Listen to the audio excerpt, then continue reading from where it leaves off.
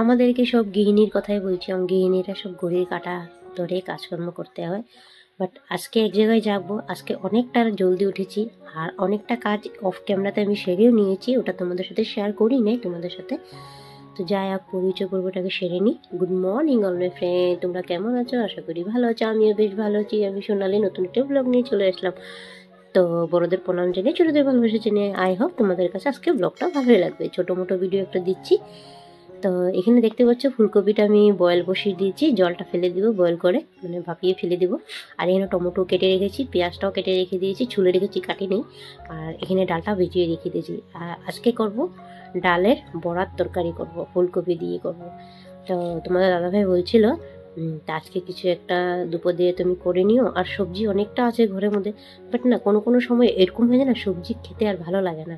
আর আমাদের ঘরে তো প্রতিদিন ডাল চলে, সবের ঘরে ডাল চলে। আর আমাদের বাঙালির মধ্যে না ডাল তো সবের ঘরেই হবে, এটা সত্যি কথা। সবের ঘরে হয় কিনা, অনেকের ঘরে হয়ও না, বাট আমার ঘরে তো প্রতিদিন ডাল লাগবেই লাগবে। যে আমার ছেলে তো ডাল ছাড়া খেতে পারে না, ছোটোর থেকে পরিণতির অভ্যাস হয়ে এসছে না, বলে না, অভ্যাস হয়ে গেছে। ডাল ছাড়া এখন একদম মোটো খেতে পারে না। আর ঝাল তরকারি দিলে তো হয়ে গেছে আমার। তো সেদিন আর আমার ছেলের মুখে ভাত নিবে না, যে আজকে ডালের মধ্যে 2টা মরিচ দিয়েছে না, এর মধ্যে আমার কথা শুনতে হবে।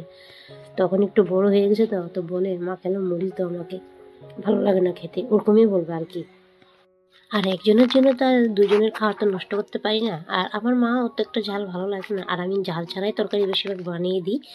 আর বড়ার মধ্যে একটু লঙ্কা কেটে না দিলে ভালো লাগে না খেতে। এখানে দেখো বড়াটা ভেজেও নিয়েছি, আর এখানে কিছুটা মানে মশলা করে নিয়েছি, আর কিছুটা গুঁড়া মশলা নিয়েছি। যে গামলাতে ডাল বেটেছি ওটাতে আমি গুঁড়া মশলা নিয়ে নিয়েছি।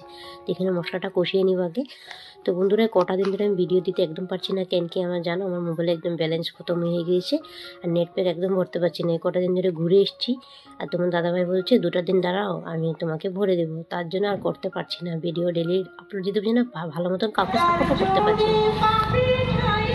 আর না, তোমাদেরকে একদম সাপোর্ট করতে পারছিও না আমি, কিছুটা মনে করো না তোমরা, তার জন্য বহুত ক্ষমা ভাবতে আমি। আর আশা করি তোমরা আমাদেরকে ভালোবাসা দিবে আর আমার ভালোবাসা নিবে। আর প্রথম থেকে যে সমস্ত বন্ধুরা পাশে রয়েছে তোমাদেরকে অসংখ্য ধন্যবাদ, আশা করি আগেও থাকবে। আর যে সমস্ত নতুন বন্ধুরা আমার চ্যানেলে ভিডিওটা দেখছো বা কোনো কারণে যদি ভালো লেগে থাকে, তা একটা সুন্দর করে কমেন্ট করে দিও, চ্যানেলটা সাবস্ক্রাইব করে দিও, তোমাদের পরিবারে গিয়ে ভালোবাসা দিয়ে আসবো আমি। আর তুমি চাইলে আমার একটা মিষ্টি বন্ধুদের থেকে যেও। তো এখানে আশ্রমে এসেছিলাম, কীর্তনে এসেছিলাম, তো কীর্তনের পার্টি ওরা রেস্ট নিচ্ছে, কিন্তু সারাদিন ওরা কীর্তন করেছে, তার জন্য এখন রেস্ট নিচ্ছে। পরে আবার সন্ধ্যার দিকে কীর্তন হবে। তা এত টাইম তো আমি বসে আর থাকবো না এখানে মধ্যে। আর আমি বললাম চলো আবার ফুলের ক্লিপ নিয়ে নিই, তোমাদের সাথে একটু শেয়ার করে দিই। তো এসেছি, অল্প বসেওছি তোমাদের সাথে। আর ওখানে ভিডিও করাটা একটা অ্যালাউ নয়, কিছুটা মানে মনে করো না তোমরা।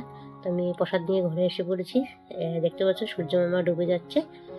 তো এখানে ও আরেকজনের রিল বানাচ্ছিল, আমি ওকে একটু সাপোর্ট করে নিয়েছি, রিলটা ক্লিক করে নিয়েছি। তো সন্ধ্যা দিয়ে সিধা রান্নাতে ঢুকে গিয়েছি, কিন্তু ছেলেটার এক্সাম এসে পড়েছে, ওকে পড়াতে হবে। তো তোমার দাদাভাই পাবদা মাছ এনেছিল, তেল ঝাল করে নিয়েছি পাবদা মাছের।